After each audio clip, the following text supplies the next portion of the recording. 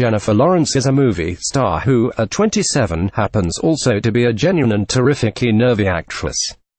Her talent remains very much in evidence in the spy thriller Red Sparrow, but in the coolly preposterous role of a Slavic Mata Hari, straight out of a secret Russian whore school run by Charlotte Rampling, Lawrence lets her frozen bangs do the heavy lifting, while her face betrays as little as possible. She's a sex worker edition of John le Carre's George Smiley, a sphinx crossed with Buster Keaton, and double-crossed by a script dependent on torture, rape and whack-a-mole espionage tropes. Biggest female star in the world, Lawrence is coming off the release of Mother, a Risky Provocation. In that film she served as audience conduit for an increasingly nightmarish trip inside a narcissistic male ego. We could use more messes like that movie. I never knew where it was going, and even the most outlandish images felt alive and cinematic. Red Sparrow is more of a square as provocations go. It adapts the first in a trilogy of novels by ex-CIA operative Jason Matthews. Rising young Bolshoi ballerina Dominika Lawrence suffers a suspicious on-stage injury. Her incestuous-minded uncle, Matthias Schoenaerts, looking like the movie star version of Vladimir Putin, has a new career in mind for her. He blackmails her into attending Sparrow School, a state-run institution focused on training a new generation of ruthless, sexually manipulative spies with an interest in travel. Faculty head, played by Rampling, trains her young women and men in the clinical art of seduction, which leads to a variety of pervy classroom exercises. At one point Dominika, naked, taunts a sexually aggressive fellow classmate into wormy submission.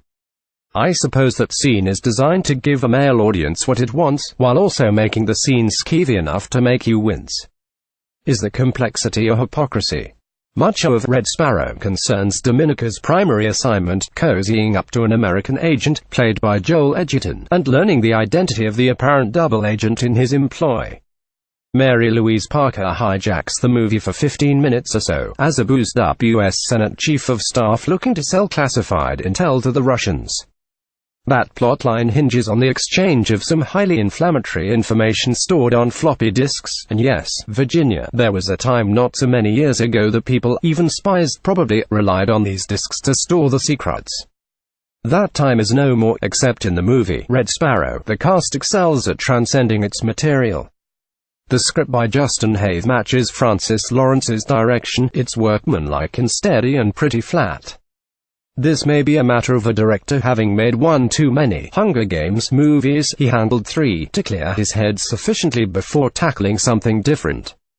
I took minimal pleasure in the guessing games of the later stretches. I took zero pleasure in the lingering skin graft torture sequence endured by one of the major characters. You'd be an idiot to let anyone under 16 see it. Half of the Red Sparrow audience will spend at least part of the running time fighting off memories of Salt and Atomic Blonde and the Black Widow storyline from The Avengers. The other half, meantime, will wonder when spy movies became quite so punishing.